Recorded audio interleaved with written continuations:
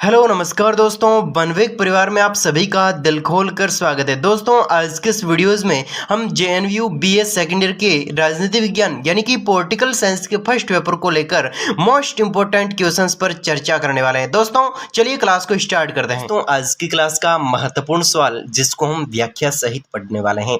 तो दोस्तों चलिए क्लास को शुरुआत करते हैं। क्लास में अंत तक बने रहिएगा, महत्वपूर्ण सवाल है, आपको बिल्कुल समझ में आएगा। अगर समझ में नहीं आता है तो आपकी मर्जी की बात है। और दोस्तों सवाल महत्वपूर्ण है, आपको समझाने की कोशिश की जा रही है। और दोस्तों बिल्कुल आप वीडियोस के एंड तक बने रहिएगा, बिल्कुल छोटी सी वीडियो रहेगी, आपको दोस्तों पूरी देखनी है ना, तो ही समझ में आएगा। सवाल महत्वपूर्ण है, ध्यान रखना।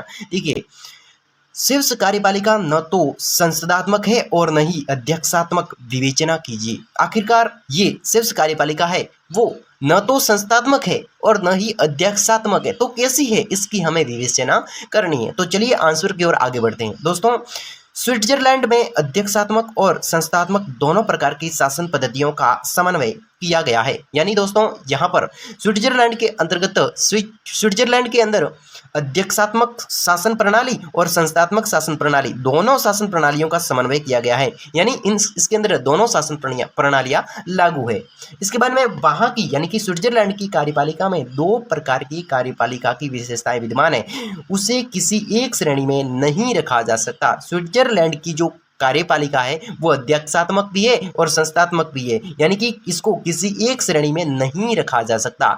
इस संबंध में डायसी का मत है। दोस्तों डायसी नामक एक विद्वान है, उसका मत है कि संघीय परिषद न तो इंग्लैंड के मंत्री परिषद के समान है, जो संघीय परिषद है वो न तो इंग्लैंड के मंत्री परिषद के समान है और न ही अमेरिका की कार्यपालिका या उन गणराज्यों की कार्यपालिका के समान है। यहाँ पर दोस्तों डायसी नामक व्यक्ति है वो ये बताना चाह रहा है कि जो संघीय परिषद है वो न तो इंग्लैंड के समान है, इंग्लैंड की मंत्री परिषद के समान है, और न ही अमेरिका की कार्यपालिका के समान है। यानी कि ये डायसी है वो स्विट्जरलैंड की कार्यपालिका की तुलना इंग्लैंड से कर रहा है और अमेरिका से कर रहा है ना। तो दोस्तों आप समझ रहे होंगे डायसी के बारे में कि डायसी ये बताना चाह रहा है कि संघीय परिषद की जो व्यवस्था है, स्विट्जरलैंड की संघीय परिषद की जो व्यवस्था है वो इंग्लैंड से भी भिन्न है और अमेरिका की कार्यपालिका से भी भिन्न है। इसके बाद में उन्होंने अध्यक्षात्मक प्रणाली को अपनाया है, यानी कि स्विट्जरलैंड के लोगों ने, यहाँ की सरकार ने कैसा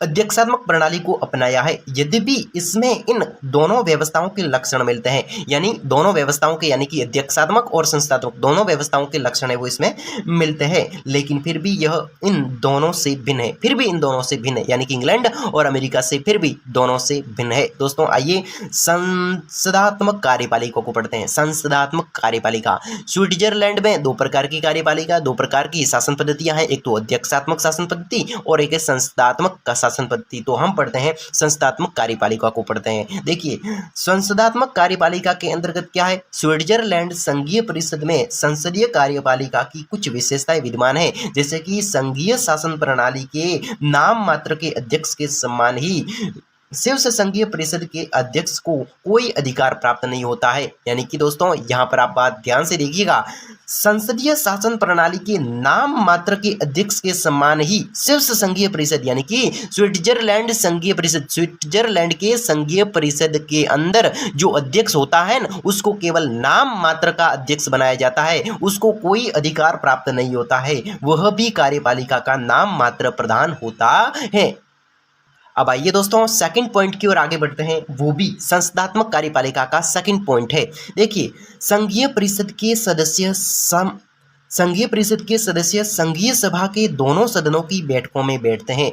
आइए दोस्तों जो संसदात्मक कार्यपालिका हम पढ़ रहे हैं, कौन सी संसदात्मक कार्यपालिका, संसदात्मक कार्यपालिका के अंदर कौन से लोग होंगे, संघीय परिषद के सदस्य। तो दोस्तों संघीय परिषद के सदस्य है वो संघीय सभा की दोनों बैठकों के अंदर बैठते हैं, प्रश्नों का उत्तर भी देते हैं। बैठक में बैठेंगे तो प्रश्नों का उत्तर भी देंगे, विधि और बजट का निर्माण, विधि और बजट के निर्माण कार्य में सहयोग देते हैं। विधि और बजट निर्माण के, जैसे कि कोई बजट बन रहा है तो उसके कार्य है तो उसको इसमें सहयोग करेंगे। आप बजट ऐसे बनाओ वैसे बनाओ, अगर कोई टाइपिंग वगैरह है तो टाइपिंग करेंगे, या फिर बजट निर्माण के अंतर्गत कोई योजना बनानी है या फिर किसी नई घोषणा करनी है, इसके अंतर्गत जो कार्य होते हैं उस कार्य को करने के लिए सहयोग कौन प्रदान करता है? संघीय परिषद के सदस्य सहयोग करते हैं। इसके बाद में दोस्तों संघीय परिषद के जो संस्थात्मक व्यवस्था होती है, संघीय परिषद की संस्थात्मक व्यवस्था के मंत्रिमंडल की भांति ही संसद की एक सीमित मात्रा है। संसद की एक क्या है? सीमित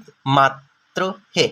संघीय परिषद की संस्थात्मक व्यवस्था एक संसदात्मक व्यवस्था होगी किसकी? संघीय परिषद की। तो इसके मंत्रिमंडल की भांति ही संसद की एक सीमित मात्रा है। इसके बाद में दोस्तों संघीय परिषद और संसदीय कार्यपालिका में अंतर। संघीय परिषद और संसदीय कार्यपालिका में आखिरकार अंतर क्या है? संघीय परिषद क्या है और संसदीय कार्यपालिका क्या है, इसमें अंतर को पढ़ते हैं। तो दोस्तों आइए दोस्तों वीडियोस को लाइक जरूर कीजिएगा। यही दोस्तों आपकी प्रेजेंट्स का हमें अनुभव करवाता है और आगे अगला वीडियोस बनाने के लिए मोटिव करता है। तो दोस्तों आपके लिए ही ये वीडियोस बन रही है और आप ही इसको लाइक करेंगे और कोई लाइक करने नहीं आएगा, है ना। तो दोस्तों लाइक की संख्या होनी चाहिए जो कि आपकी प्रेजेंट्स, आपकी क्लास अटेंड करने का, आपकी पूरी क्लास अटेंड करने का दोस्तों हमें क्या कराती है? अनुभव करवाती है या फिर हमें संकेत प्रदान करती है। तो दोस्तों यही बात रहती है। तो चलिए संघीय और संसदीय कार्यपालिका में अंतर को समझते हैं। तो दोस्तों आइए, स्विट्जरलैंड में एक ही व्यक्ति संघीय सभा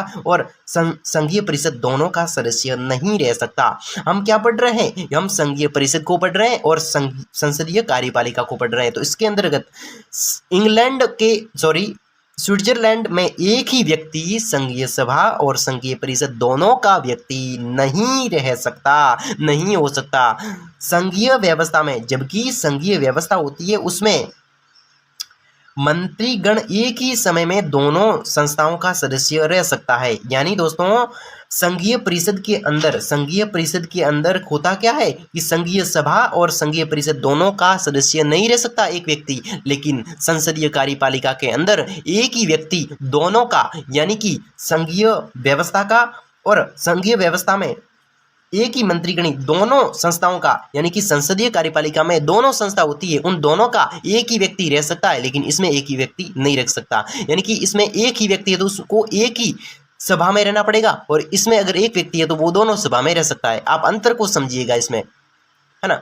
आप एक बार पुनः पढ़ लीजिए कि एक ही व्यक्ति स्विट्जरलैंड में एक ही व्यक्ति संघीय सभा और संघीय परिषद दोनों का सदस्य नहीं हो सकता, जबकि संसदीय व्यवस्था में मंत्रीगण एक ही समय में दोनों संस्थाओं का सदस्य रह सकता है। समझ गए। इसके बाद में देखिए, शीर्ष संघीय परिषद में संसदीय कार्यपालिका की तरह सामूहिक उत्तरदायित्व नहीं होता है। शीर्ष संघीय परिषद में संसदीय कार्यपालिका की तरह सामूहिक उत्तरदायित्व नहीं होता है। जो शीर्ष संघीय प्रदेश है, जो शीर्ष संघीय परिषद है, संघीय परिषद है ना, शीर्ष संघीय परिषद, तो संघीय परिषद में क्या होता है कि संसदीय कार्यपालिका की तरह सामूहिक, संघीय परिषद के अंदर संसदीय कार्यपालिका की तरह सामूहिक उत्तरदायित्व नहीं होता। यानी कि इसके अंदर है वो सामूहिक उत्तरदायित्व नहीं होता, लेकिन इसके अंदर सामूहिक उत्तरदायित्व होता है। ऐसे दोस्तों लैंग्वेज को सरल बनाइए। यहाँ पर तो कुछ अलग लिखा हुआ, अलग का मतलब लैंग्वेज अलग है, लेकिन ये कहना ये चाह रहा है कि यहाँ पर तो क्या हो सकता है कि शीर्ष संघीय परिषद में क्या होता है कि संघीय कार्यपालिका की तरह सामूहिक उत्तरदायित्व नहीं हो सकता, लेकिन संघीय परिषद में प्रत्येक सदस्य केवल एक कार्य के लिए उत्तरदायित्व होता है। इसके अंदर, है ना, तो देखिए इसके नहीं, संघीय परिषद में एक व्यक्ति एक ही जिम्मेदारी को उठाएगा, एक ही उत्तरदायित्व को उठाएगा, और संघीय कार्यपालिका के अंदर सामूहिक जिम्मेदारी होगी। कैसी होगी? सामूहिक, यानी कि सभी की जिम्मेदारी होगी, और इसमें एक व्यक्ति की एक ही जिम्मेदारी होगी, और इसमें सभी व्यक्तियों की सभी जिम्मेदारी होंगे, है ना। ये इसमें अंतर हो गया। इसमें संसदीय कार्यपालिका प्राय एक दलीय होती है। संसदीय कार्यपालिका कैसी होती है? एक दलीय होती है, जबकि शीर्ष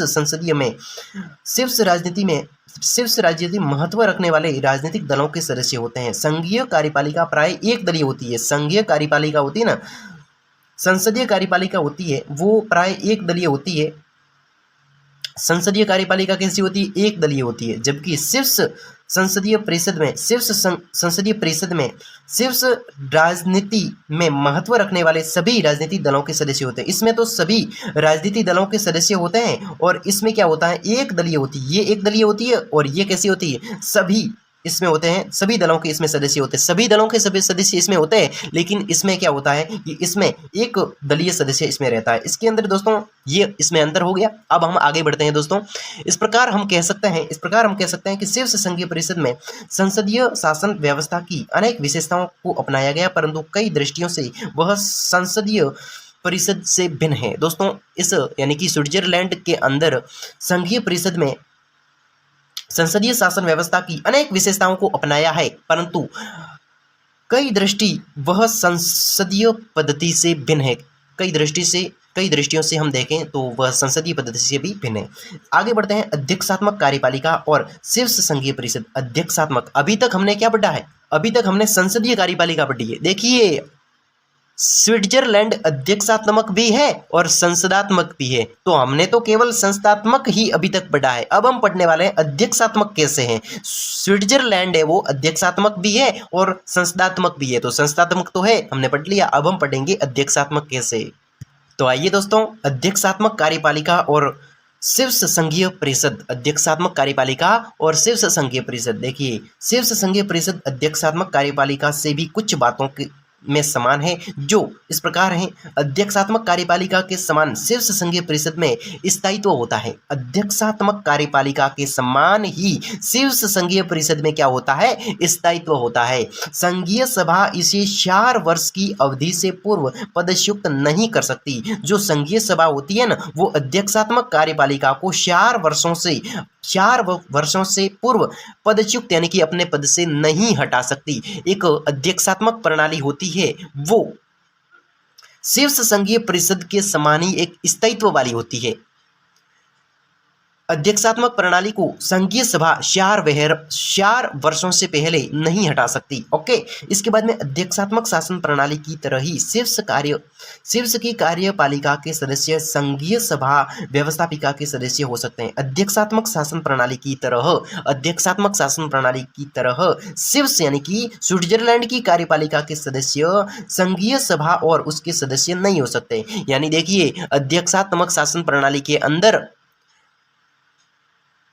क्या होता है कि शीर्ष अध्यक्षात्मक शासन प्रणाली की तरह शीर्ष कार्यपालिका के सदस्य संघीय सभा के सदस्य नहीं हो सकते। अध्यक्षात्मक शासन प्रणाली के जो सदस्य होते हैं वो संघीय सभा के सदस्य हो सकते हैं। ये आप ध्यान रखिए। अध्यक्षात्मक शासन प्रणाली के लोग हैं, अध्यक्षात्मक कार्यपालिका या फिर अध्यक्षात्मक शासन प्रणाली के लोग हैं, वो संघीय सभा के सदस्य हो सकते हैं, लेकिन शीर्ष कार्यपालिका के सदस्य है वो संघीय सभा के सदस्य नहीं हो सकते हैं। इसका अर्थ ये हुआ। इसके बाद में दोस्तों देखिए, शीर्ष में भी संघीय परिषद के द्वारा संघीय सभा को भंग नहीं किया जा सकता। शीर्ष में भी संघीय परिषद के द्वारा संघीय सभा को, शीर्ष में यानी कि स्विट्जरलैंड में संघीय परिषद को या फिर कार्यपालिका के द्वारा संघीय परिषद, स्विट्जरलैंड में भी संघीय परिषद के द्वारा संघीय सभा को भंग नहीं किया जा सकता। यानी कि दोस्तों संघीय परिषद के द्वारा संघीय सभा को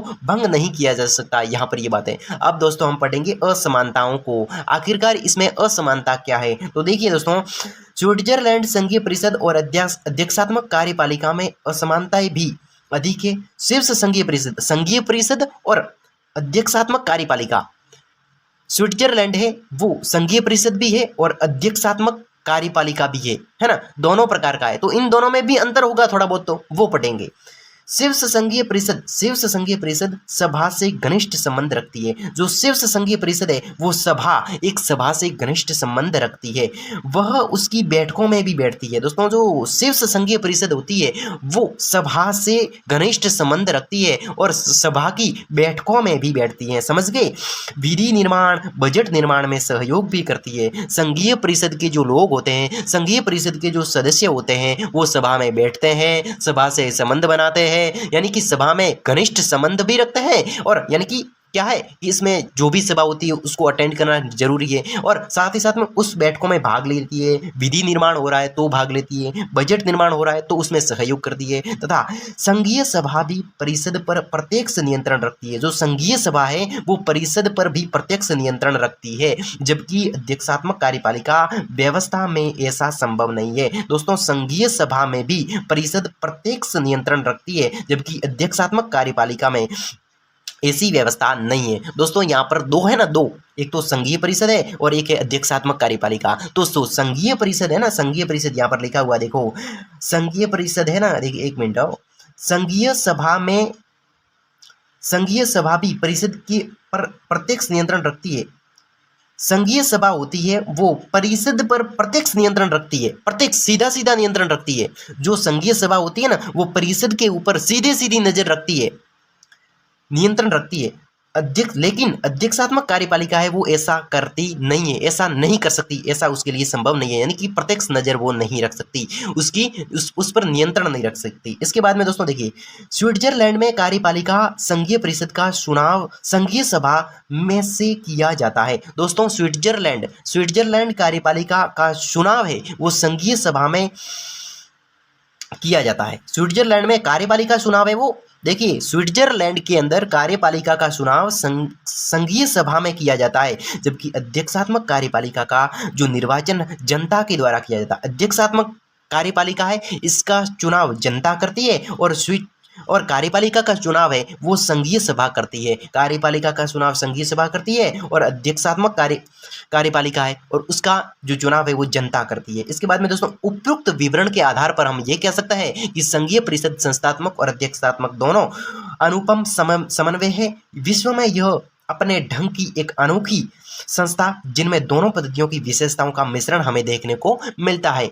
दोस्तों, आज की क्लास का बेहद ही महत्वपूर्ण क्वेश्चंस था। वीडियोस को लाइक जरूर कीजिएगा, और दोस्तों इस क्वेश्चंस पर आईएमपी लगा दीजिए, या फिर अपनी रफ कॉपी में या फिर किसी अन्य कॉपी में आप जरूर, या फिर अपनी 1 वीक सीरीज के ऊपर इस क्वेश्चंस को लिख दीजिए, ताकि क्या है कि आप जब भी पढ़ो तो इस क्वेश्चंस को अच्छे तरीके से पढ़ो। और दोस्तों, इस वीडियोस को अगर चाहें तो दोबारा रिवाइज भी कर सकते हैं, प्लेलिस्ट बन चुकी है, तो दोस्तों आप जरूर देखते रहिएगा, और वीडियोस को लाइक अपने दोस्त के साथ में शेयर जरूर कर दीजिएगा। ठीक है, तो मिलते हैं नेक्स्ट वीडियोज में, तब तक के लिए जय हिंद।